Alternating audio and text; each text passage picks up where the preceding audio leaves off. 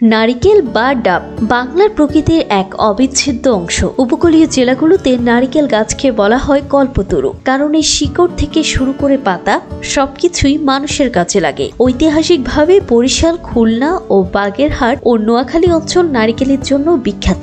একসময় মানুষ এটি শুধু তেল বা পিঠাপুলির জন্যই চাষ করত, কিন্তু দিন বদলেছে। এখন নারিকেল আর শুধু গৃহস্থালী ফসল নয়, এটি হয়ে উঠেছে এক বিশাল অর্থকরী ফসল।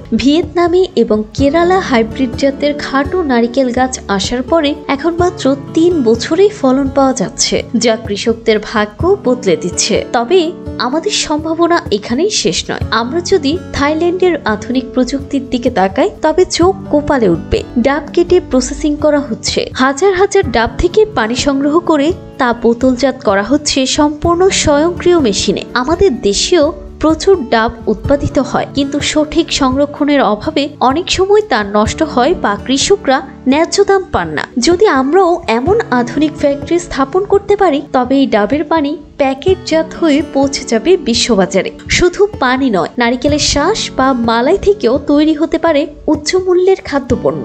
বাংলাদেশে নারিকেল চাষের ইতিহাস সমৃদ্ধ, আর আধুনিক প্রযুক্তি কাজে লাগাতে পারলে এর ভবিষ্যৎ হবে আরো উজ্জ্বল। এটি হতে পারে আমাদের পরবর্তী $1 বিলিয়ন রপ্তানি খাত। জান্নাতুল তাহসিন, ডেস্ক রিপোর্ট, সকালবেলা।